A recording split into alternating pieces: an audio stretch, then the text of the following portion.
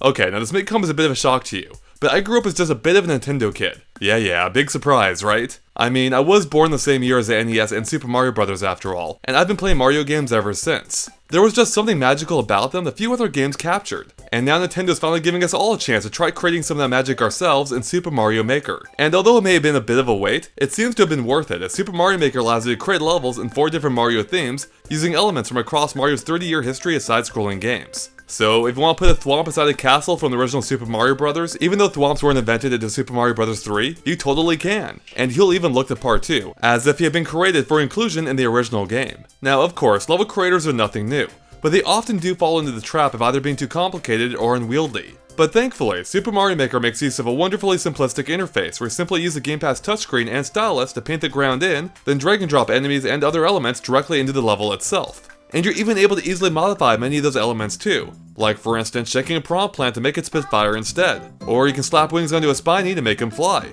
or you could even try stacking different enemies on top of each other to create a walking monstrosity. You could even put some objects inside other objects, like making a Lakitu that throws super leaves. And it's this level of customization that makes Super Mario Maker so freaking cool. And that's a fact that not only allows you to create levels in 4 different Mario styles, but it also allows you to mix, match, and combine objects from each of them to create levels that not only haven't existed before, but couldn't possibly have existed before. Something as simple as, say, placing a vine onto a moving track can be used to create a level similar to the rope levels from Donkey Kong Country, or how I turned an auto-scrolling sky level into a shoot-'em-up by giving Mario a clown car and fireballs. Hell, I even came up with a pseudo-new gameplay mechanic by using the game's brand new helmet ability to create a level where you had to bounce a Hammer Brother onto a P-switch. There's practically no limit to what you can create, and even though I've had the game for a few weeks, I still feel like I'm only scratching the surface. But, regardless of what you come up with, what's the point if you can't share it with others? And thankfully, Super Mario Maker allows you to upload your creations for the world to see. Now unfortunately, you can only upload 10 levels at first, but that limit will gradually increase if enough people like your levels. Now once you have uploaded a level, you can then keep track of various stats, like how many people played it, completed it, liked it, and you can even see where exactly they died in the level's map. Oh, and you can read comments left by other people about your level too.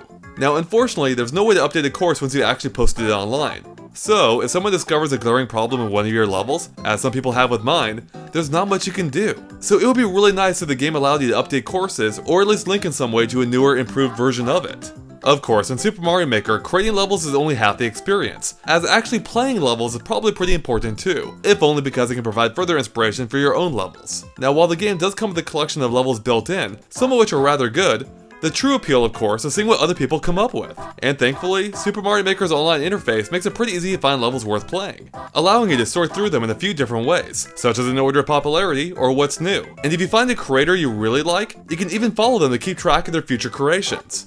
Now unfortunately, the game doesn't do a very good job of keeping you up to date on the creators you followed, as it never actually tells you when they upload a new course. Instead, you have to check each creator manually. And this is a pretty silly oversight, considering the game has an otherwise fantastic notification system that alerts you in real time whenever someone plays, likes, or comments on one of your courses.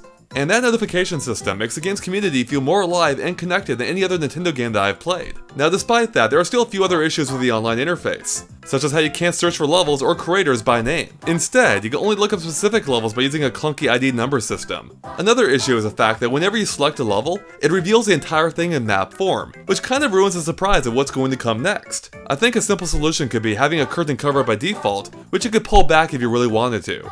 Okay, so even though creating and uploading a level is incredibly quick and simple, making a level that's actually worth playing can be a lot more time consuming. I mean, I spent hours creating levels that ultimately only take a few minutes to play through, such as my creeping chain chomp level, where a chain chomp in a clown car stalks you through an entire ghost house, which took over 6 hours to make and it takes like 3 minutes to play. But here's the thing, I had a blast building and fine-tuning it the entire way through, trying to make it as good as possible. And luckily, Super Mario Maker makes it extremely easy to playtest your own levels, allowing you to hop in and out of them instantly from the editor with the press of a button. You can even turn on motion trails while in editing mode to see Mario's movement from your play session, making it easier to fine-tune platform or enemy placement. But despite the amount of time it may take, it's pretty dang satisfying to finally finish a level and upload it for the world to see, and then having the likes roll in. Well, hopefully have the likes roll in.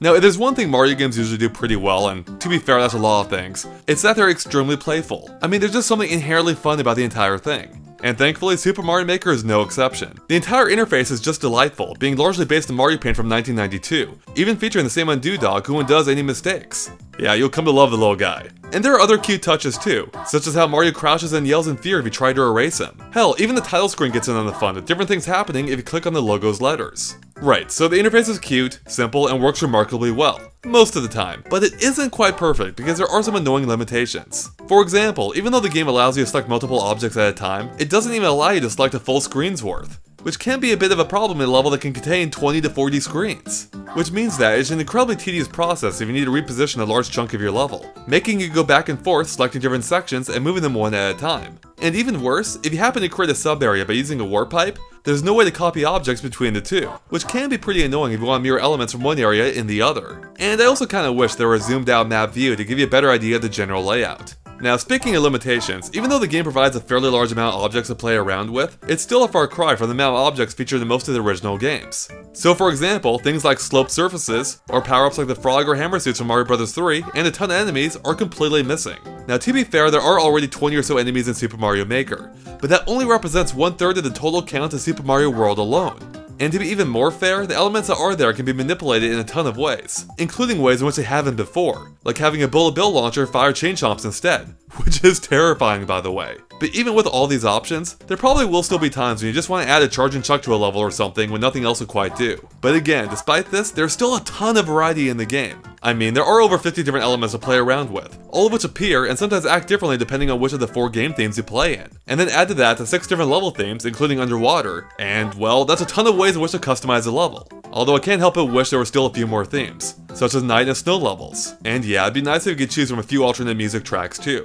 But I do want to mention real quick that the sound effects you can add to each level really can go a long ways in making each level feel truly unique. And that goes for the amiibo support too, which gives you access to different Mario costume power-ups that allow them to take the form of various video game characters. If you know what you're doing, you can really make your level stand out from the rest. I mean, just check out this Donkey Kong level created by our friend Josh Thomas. So to wrap things up, Super Mario Maker is rather unusual in that it doesn't quite have the same kind of magic as a true Mario adventure. Instead, it has a different kind of magic, one that allows you to enjoy Mario levels from behind the scenes as much as in front of them. And I can already tell you that it's the most fun I've had of the side-scrolling Mario games in Super Mario World, which might be even more surprising considering I spend more time creating levels than actually playing them. So all in all, I like Super Mario Maker a lot. The simple and elegant interface allows even idiots like me to create some impressive looking levels, with many more to come from people all over the world too, I'm sure. And that's what's so great about Super Mario Maker. It's essentially a Mario game with infinite levels, and one in which a creation process is as fun as a playing process. Now granted, not all those levels may be masterpieces, but I think it's worth a trade-off in consistency for the amount of creativity exhibited in these courses. I mean, there's a course out there where the mushroom power-ups are actually the enemies. It's some pretty crazy stuff. I just hope that the developers patch the game to tighten up a few interface issues, and maybe include a few more elements from the later games, as there are a ton of things from them that I would love to play with. Where's my angry son, Nintendo? But even with those minor issues, I can already tell that this will be a game I'll be playing for a long time, as both a creator and a player. Alright guys, thanks for watching, and make sure to stay tuned to GameXplain for more on Super Mario Maker and other things gaming too.